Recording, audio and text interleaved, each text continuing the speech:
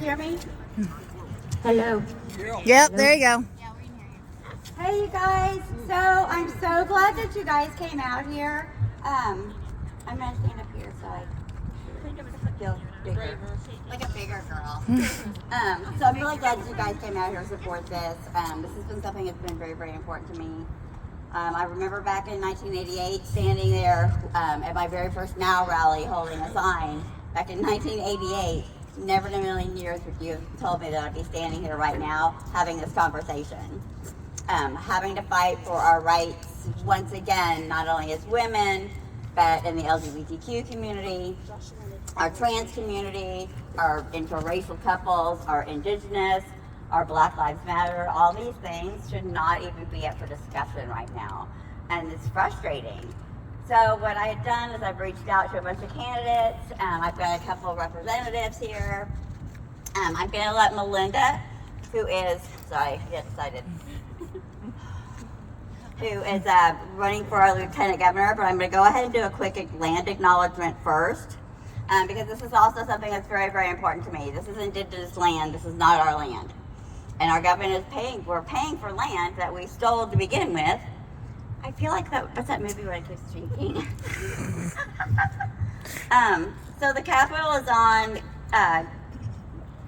is it Kinawa? Osage, Wichita, Comanche, and Kickapoo lands. This land is not our land. This land was stolen by the white people, and now our government is now paying indigenous people for this land. So I just wanted to give a shout out and the land acknowledgement to where it goes and where it belongs. Can you guys hear me? Not that there's a lot of people. Yeah. Anyway, so, you know, I sit here today and I stand here today and I think, you know, we had, I'm still trying to figure out why we have a 15 to 20 person committee that Governor Stent set up for these unborn children, but yet we're still using the same, I am 53 years old and we're still using textbooks that I used back in Choctaw High School. Mm-hmm. We're still using the same books.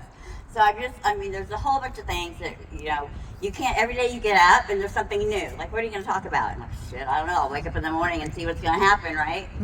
And so it's just been such a collaborative effort to have everybody here. I'm very, very grateful.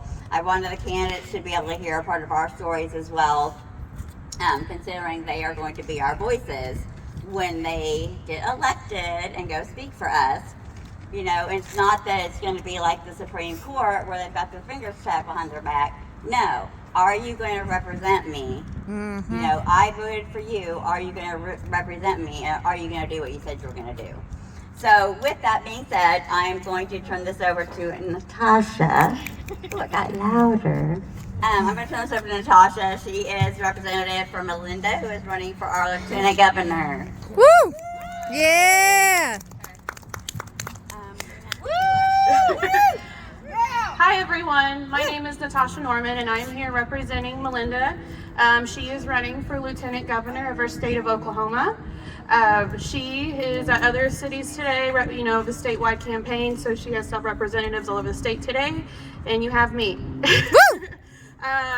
So one main word that is brought up and represents what Melinda is representing is transparency and honesty.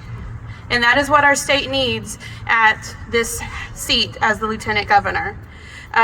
Melinda also very loudly represents and believes in pro-choice, bodily autonomy of either sex or gender that you identify with. Yeah. Not just women, but anyone. She is abolished the death penalty. She is She is just for all human rights as well as tribal sovereignty as well. So we do have some walk cards, and if you want to sign up for any volunteerism with her campaign, please let us know. We also have some information for Joshua Harris Hill, who's running for Congress against Stephanie Bice in November. We just finished up early voting today at 2 o'clock. I do know for my county, Canadian County, they unfortunately said it's been dead. So that's very concerning about voter turnout. So everyone that you know, please push to come out this Tuesday to do our votes for our runoff races, because not only our national elections matter, our local ones is where it starts. Yep. So anyone you know, even if you have to carpool, get them out Tuesday to vote, as well as our voting in November. And so, like I said, we have materials from Linda S. Josh as well. So thank y'all. Yeah, thank you. Dear to my heart is the LGBTQ community. One of the things with the House Bill 615 that passed and went to Governor Sten's office, I think is bull. As a matter of fact, there are so many LGBTQ and trans people in the community that you probably don't even know the trans that's standing right next to you. And that's real talk.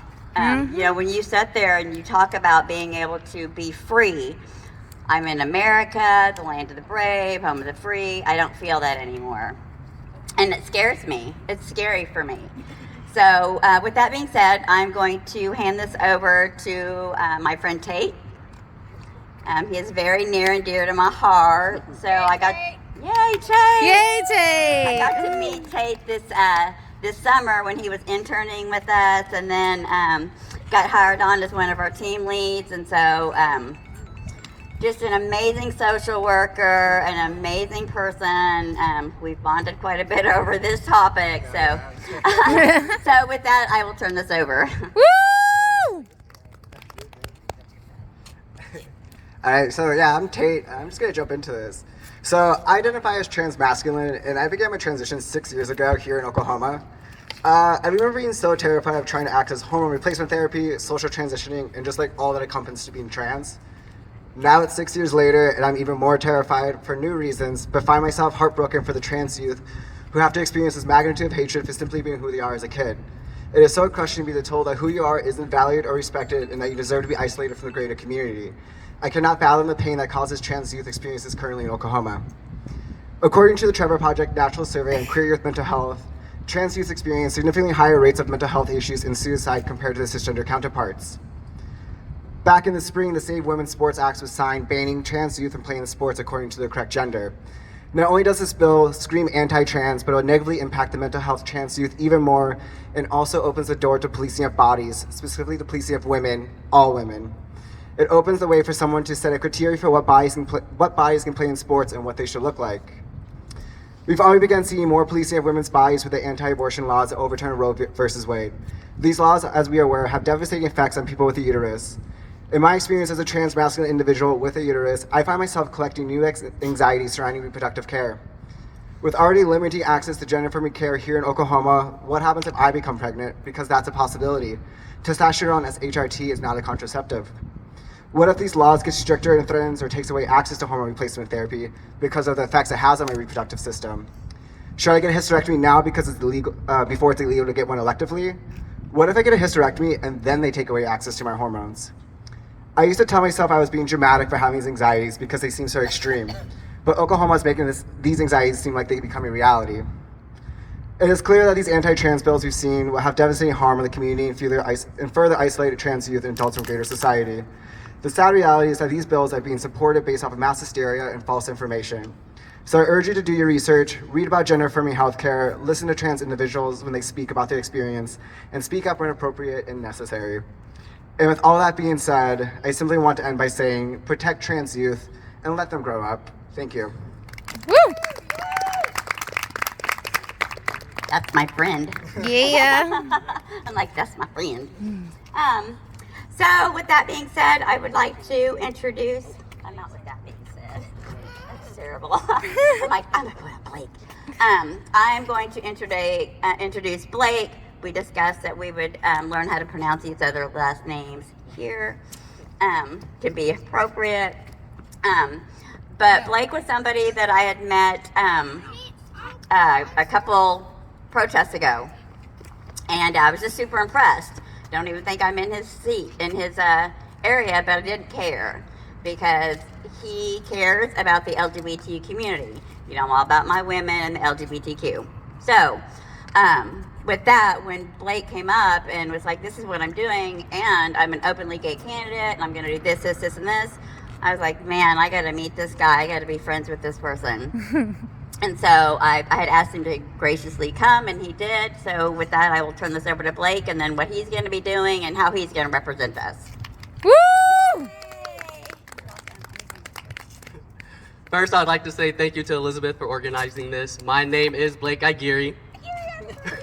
I am a Democrat candidate for Senate District 22, which is Stephanie Bice's old Senate seat. I will be, if I get elected in November, which fingers crossed, I will be the youngest on the Senate side. I just turned 26 this past Sunday. Yeah. I, like she said, am an openly gay candidate, and I'm also a Hispanic. Woo. I will be representing the Latino community as well.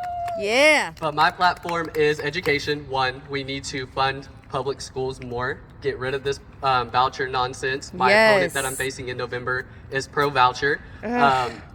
We definitely need to give better support because I know there's a lot of teachers leaving the profession due to lack of support, lack of funding, going to Texas, leaving their home state of Oklahoma, and I don't think that's fair. Yep. My other platform is healthcare. My mom was diagnosed with cancer in February of 2011, my second semester of 8th grade year, so I was about 13, 14. And then her mom was diagnosed with cancer the same year, but in October, so my first semester of high school. And the doctor at OU Medical did not explain what cancer was to me, my brother, just walked in, goes, "Oh, you have cancer," and walked out. So kids that age, we're not gonna understand what cancer is.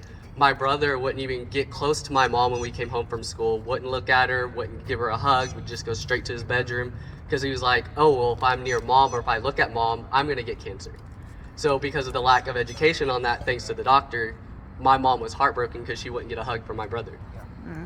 And then my third stance is criminal justice. We need to get nonviolent criminal offenders out of the jails, out of prisons, have our tax-paying dollars go towards education, helping our homeless population in Oklahoma, helping our veterans. I come from a long list of veterans. My dad is an 8-year Navy veteran. My great-great-uncle is the founder of the Vietnam Memorial right across the street. We definitely need to invest in our veterans, especially if they are in elected offices or have a position on the committee. They do not need to be fired by the governor because we need to protect them. They serve to give us our freedoms. We need to have their back and make sure they're taken care of when they come back home. And yeah, you guys can find me at Aguirre for SD22.com. That's AGUIRRE, the number 4 at SD22.com. And I will be around here if you have any questions. Thank you. Woo! I was like, oh, I was right. I was so excited. I've been practicing.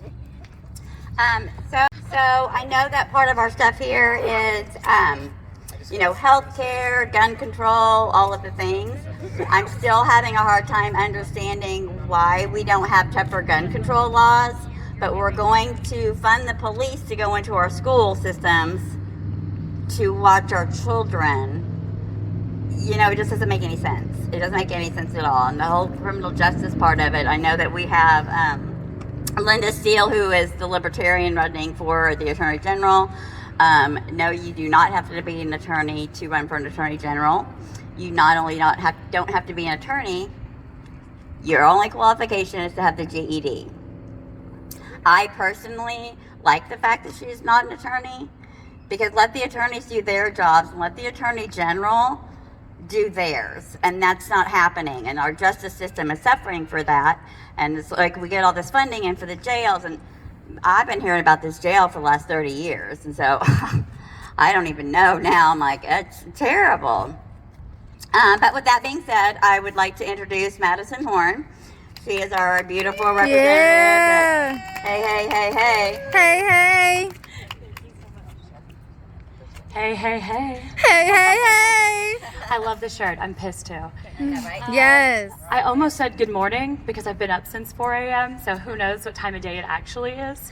If you guys don't know anything about me, my name is Madison Horn. I am from Stillwell, Oklahoma. If you don't know anything about Stillwell, then to tell you a little bit, lowest life expectancy in the U.S., average salary is $23,000 a year. 68% of women are unemployed. I don't tell you these things to boast, but I want you to know where I am from. You know, while I am here today as a strong individual woman fighting for and being an advocate for others, I was abused as a kid. So that took a lot of strength for me to find within myself to want to grow and be an advocate and develop myself. I'm so lucky for my community because they really did my raising. So I had adopted aunties, I had adopted uncles and grandparents, and so grateful. My purpose here in running is because I want to be an advocate. I feel that I am indebted to Oklahoma and to Oklahomans because I was able to find the strength to be who I am today because of my community. I didn't always stay in Oklahoma. I went away for college like so many people do. I built a career working in cybersecurity where 1% of women find themselves in executive roles. I found myself in an executive role leading a team of over 250 people around the world. I learned about what it meant to be a marginalized individual within corporations, within industry, and built very sharp elbows. This shirt that I am wearing that says, "Girls can do anything," I believe this with all parts of my being. And when I say that and people come to me and say, "Well, do you believe in women's rights?" Yes. I don't also just say that. I'm like, how did we get here? Mm-hmm. When did we stop leading with humility? When did we stop thinking about the person? When did we stop and say, oh, there's a human being in front of me? What we have right now is one, absent leadership. We have leadership that is leading from a place of ego and insecurity, mm-hmm. and not empathy and love and humility. And so when I talk about being an advocate, I have learned, I have grown. I became an asshole, but I learned that is not who I am. Yep. That is not my values. That is not who I am as a person. That is not the impact I want to make on people. My purpose is to ensure that people hopefully don't have to struggle. I know that's a big burden, but I have done is actually taken action. I have showed up. How many candidates are here today? 2. Mm-hmm. We show up, not just here. This morning I was in, where was I, Carrie? I was in Claremore, I was in Coweta, and we have been to all 77 counties. Only statewide race that has ever been to all 77 counties. We did it in less than 200 days. Wow. People would tell us, they'd say, why are you here? Our elected official, our House elected official flies here. I camped the night before because we have to show up. Mm-hmm. If you don't know this, Oklahoma's purple. But we have a state that are disenfranchised. They believe that their vote doesn't matter. They believe they've lost hope, mm-hmm. or that this does not stand for them. Yep. I've got to wrap this up, it sounds like. So. No, you don't. No, you don't. Okay. No, you're good. You're good. I didn't know if I was getting the music. No. So I stand here today as an advocate for you all, as an advocate for my state, an advocate for my nation, and ensure to bring hope back into the future. And so that individuals like the people that we have here today don't have to be pissed. We can just love, and we can work together as a community. So I'm Madison Horn. If you have any questions about who I am, my campaign, I'm very easy reachable, very, very, very easy. So please reach out. Woo! You'll be in Enid next month. Hopefully. The answer is yes. 24th. 24th. I believe the answer is yes. Yes. They're the boss. I was like, ooh, I got your campaign manager on speed dial. Yeah. So some things that Madison brought up, we've talked about, we were just rated number 3 as the worst state in the nation. Yep. We are the 3rd worst state in the nation. What really cracked me up is when the whole Roe v. Wade got overturned and Facebook thing, everybody's fighting. And, horrific things coming out of people's mouths. But, we just need more health. We need more health care. Yep. We just need more mental health care clinics. We just need more treatment centers. And all I could do was laugh. I almost peed my pants. I said, those same people that are taking away your freedom of religion, your freedom of bodily autonomy, your freedom of choice, are the same ones that took your funding away for your mental health and substance abuse. Yep. So have fun with that. we want that back. We need it back, not just for what we're going through now. How many homeless people we got on the street? Exactly. You know, I will say, if you see the ones with the green vests on the curbside, at least they're working. Yep. And I love that for them. I love that for them. I think we're gonna let Jason's rep, or you want to talk now? Yeah, so we'll let Jason Bollinger, who is Madison's candidate, or their, not candidate, their opponents. Their words. What's that word? Good evening, everybody. My name is Andrew Miles. I'm with Jason Bollinger's campaign. He's running for the United States Senate. So there's a runoff this Tuesday for the Democratic nomination between Jason and Madison. Unfortunately, Jason could not be here today. He's out at Woodward speaking to people and voters. He's been on this long tour the last few weeks. He's been all over the state trying to show people why he thinks they should vote for him. Nothing can replace Jason being here himself, but I'm going to do the best I can to show you why I believe he's the right person to vote for on Tuesday. So, as a lifelong Oklahoman, Jason understands how the state mistreats its marginalized communities. When asked if Jason supports the grassroots movements of our marginalized communities, without hesitation, he says yes. As a member of the LGBTQ+ community himself, his own livelihood is at stake with all of the attacks here in this state. Everything that is being held up in the Senate right now by both Republicans and conservative Democrats, the codification of Roe, the codification of contraception, and the codification of our basic human rights at the federal level, all these things will be passed with the help of Jason Bollinger, should you elect him in August and in November. Thank you. Thank you. Thank you. Thank you so much. Thank you so much. Now I'm kind of at a, what we're going to do. Somebody that has like the same health conditions you do, and you're like, man, I need that medication. That's how I hold food down on a daily, right? And it's crazy. Yes, thank you so much for sharing. You know, part of this for me is, the 4th of July march was kind of funny because I got stopped by Channel 9 and, hey, can we interview you? And the minute I said transgender kids, it cut off and I was like left with this face, right? And I'm like, oh, okay. So I'm like, hey, Dad, like the local news just stopped me. He goes, it's just local, right? Challenge accepted. So my goal is to take this to a national level, to have that recognition of, you know, people in Oklahoma, we are tired and we are done. You know, I know that concept of being done. I know that concept of, you know, being that person in a mental health crisis. I know the concept of being the drug addict that was the junkie on the street that was homeless, that nobody would have anything to do with. You know, now I go to the ER and I'm like, you have to do an ultrasound IV. And, well, I can get that. And I'm like, no.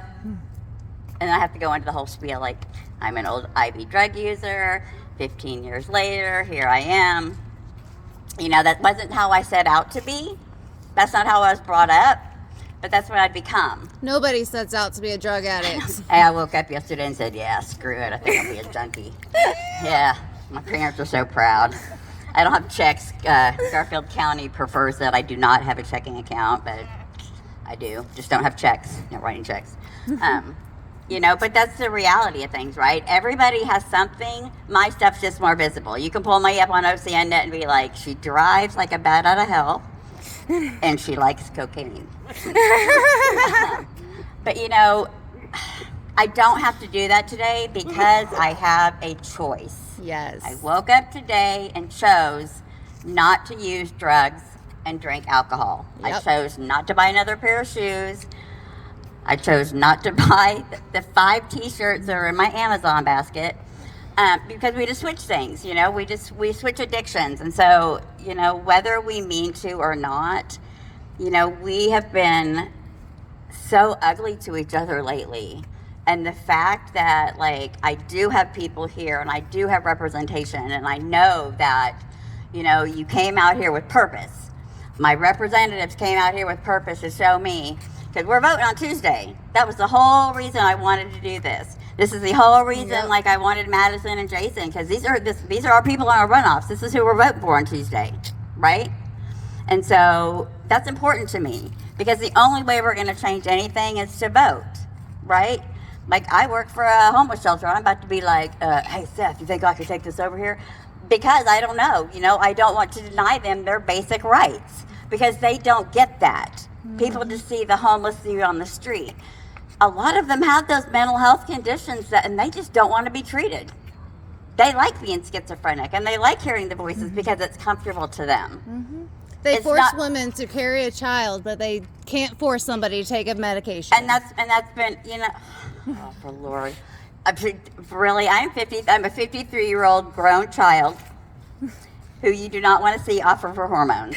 I assure you. Not everybody takes birth control for birth control reasons.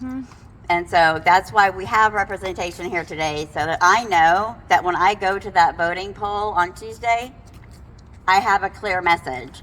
I know that when I go to the polls in November, that I have a clear message. I know what's going to happen. I know who I'm voting for, and I know what they stand for, and I know that they're not sitting there with their fingers behind their backs going, yeah, we just say we're going to do that. No. They've come out and they've shown us. They have shown us every aspect of the vulnerability, ethics, what they believe in, what we stand for. The big thing, I'm my women and my gays, I know, but there's even to have male representation that is not scared. So Madison didn't run somebody off because Jason is a grown man, right? He has other obligations. But it's not like, oh, Madison's going to be there, so I got to duck and cover. No, he is going to challenge because she's a strong individual, female, who's got our backs. Jason respects that. That's cool to me. To me, that's cool. Like, I don't want to see a bunch of men that are just going to be like, oh, the women are going to take over and all the white cisgender men. No. Yeah, we are going to take over. My bad. I'm like, oh, whoa, let me misspeak here. We are going to take over. Take me to your leader. With that, I'm going to let Miss Leanne speak. Leanne is somebody that I've known for many, many, many, many years. We've gone way back. We've been through some ups and downs and been able to be there for each other, and just a great, great human being. So I will let Leanne. Woo! Hi, my name's Lene. Bear with me, I haven't spoken 6+ years. You got it. Oh my God. But I'm here to talk about the underlying health issue. I'm a type 1 diabetic. It was told to me whenever I was younger that I was able to have kids, but it was not a good idea. I had 4 children. One of them was born stillborn because of my health issue. That was a very hard thing to go through. And like she said, a lot of trauma comes with a lot of things. The first time that I was ever touched, I was 6 years old in a church van on my way to church. And that, I had suppressed that memory for a long time until all of this happened. And I was talking to my husband and I was like, the first time that this ever happened, I was in a church van. And I was like, whoa, wait a minute. I didn't even remember that for the longest because I had blocked it out. Yep. I also grew up to be an addict. Nobody wants to grow up to be an addict. Who says that? I was raised by alcoholic and addict parents. I learned how to use drugs with them. It was very hard. And the trauma, like she was saying, multiple rapes, I actually got pregnant by one of those rapes. I did miscarry. But if that would happen now, I'm in menopause. Don't get me wrong, okay? I don't have this anymore, but I'm here to fight for my nieces, my sons, my neighbors, anybody, because they deserve a choice. Absolutely. One day we had a choice, and the next day we fucking didn't. And that's bullshit. Overnight. When I went to bed that night, I woke up and it was gone. Yep. and that's not okay with me. Nope. Like Love I you. said, I'm an addict, and I ain't scared of nothing.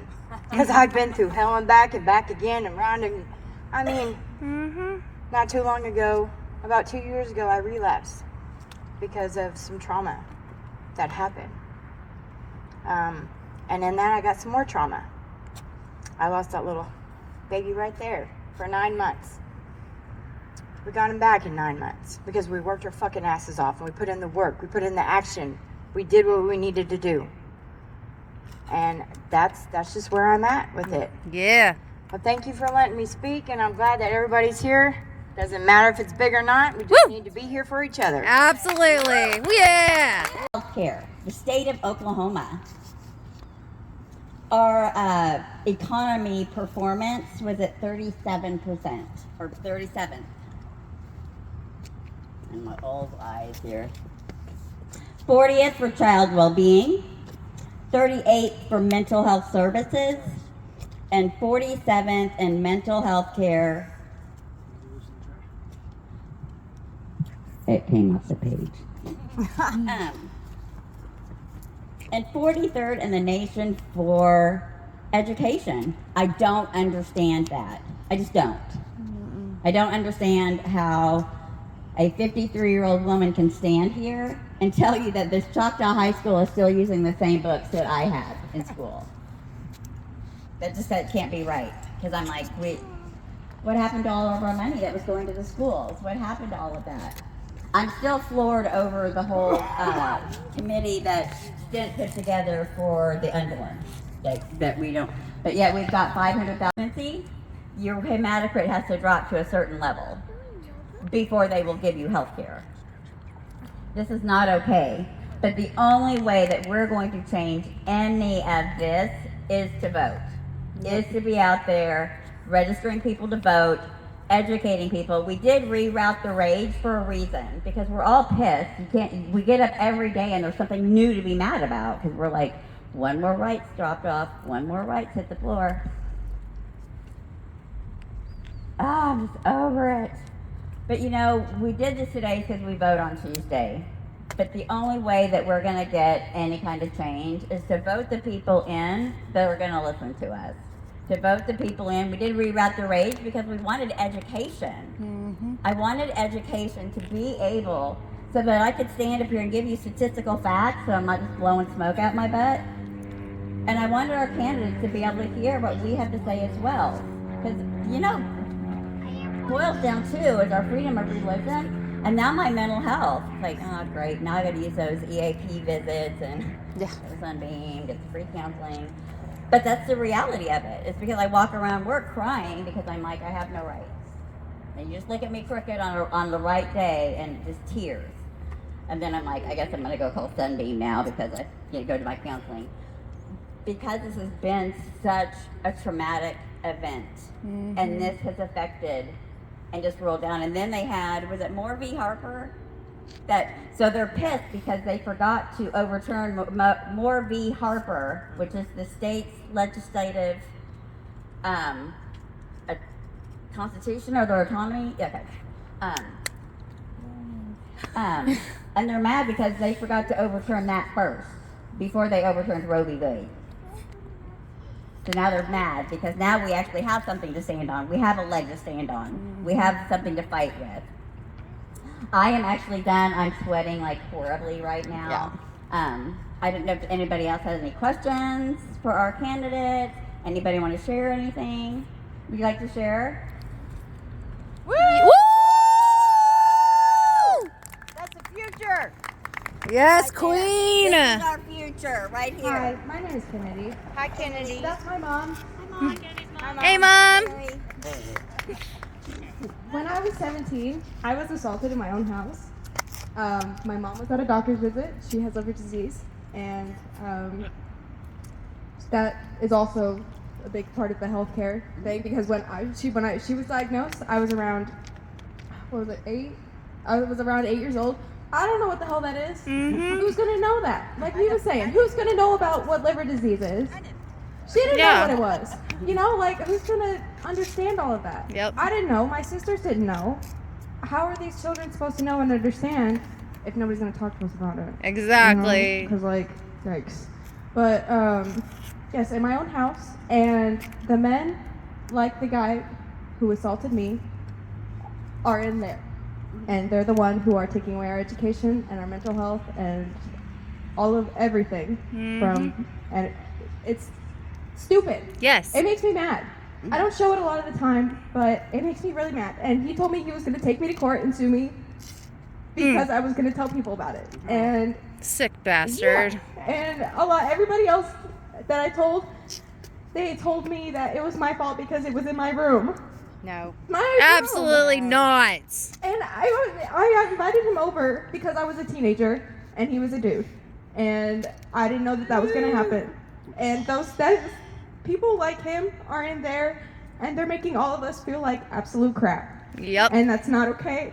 And I'm pissed. Mom, I'm pissed. I'm pissed. Look at her shirt. Yes. I'm pissed. And I don't want to see anybody else feel like, like you're nothing, and that, like she said, overnight, like you have something one day and then you don't the next. And I don't want anybody to feel less than they are, or who they were born to be, or who they grew up to be, Absolutely. Like, it's not fair, it's not okay. I'm upset, and I just wanted everyone to know that I'm upset, and I'm with everybody else who is upset. Yes, queen. But another thing with the whole mental health thing is I didn't know how to handle my own mental health struggles as a child. I've been seeing so many therapists, and I've taken so many medications. I was taking 2 doses of Adderall at 12 years old. Oh, shit. 12 years old, and the doctor told me that it was okay. I had 2 different people tell me that it was okay, and I did it. And it was the worst thing that I've ever experienced. And there's kids doing that now. There's doctors who are doing that to them now. And they're out here taking speed, basically, at 12 years old, and even younger than that. And that's not okay. Everybody has understood what it's like to go through, like anxiety and all this other stuff, but it's even worse when people tell you that, when it's one thing and they're like, oh, it's not, so we're going to do this to you and we're going to do that to you, and then now they're saying, oh, we're just going to take it away completely. Yep. Huh? Yep. Like, that doesn't make any sense, and that just makes me even more pissed. Yes. And now I have to worry about my future children because I know damn well that that's going to get passed down to them. And I can only tell them so much about what it's like. I can only do so much. Just like she has only done that woman is an angel. I love her more than anything. She's done so much for me, and she's done all that she's ever could for me. And I love her so much. And she's introduced me to all of you guys, and she's introduced me to this whole movement. And I skipped work today. Yeah. Yeah. Girl power. I skipped it to be here. My boss has been texting me all day, when are you gonna come in, when you can come in? I'm gonna say, like, when I am. I'll come in. When I come in, you can leave me alone. Just so I could be here with you guys, and just so I could talk to you guys and listen to every single one of you and be here with you. And I appreciate you guys letting me talk, even though it sounds like a bunch of nonsense. I'm sorry. No, girl, you're good. I don't understand why this is all happening. I'm 23 years old. I just recently turned 23, and I've never really understood all of this, and as soon as up until now, as soon as Roe v. Wade got overturned, my mom called me, and she was in tears. She was absolutely heartbroken, and she has 3 daughters, and, my sister has very, very young children who are going to grow up in a world without freedom that I had, and without freedom that she had, and all of us had. And that really sucks, because I don't want them to do that. I don't want them to grow up and to have to tell their wives and their children, oh, like, this is how it is. No, that's not how it's going to be. Absolutely. That's not how it should ever be. We shouldn't even entertain the idea that that's how it's going to be, you know? Yes. Anyway, Yes. that's all I have to say. I'm getting emotional.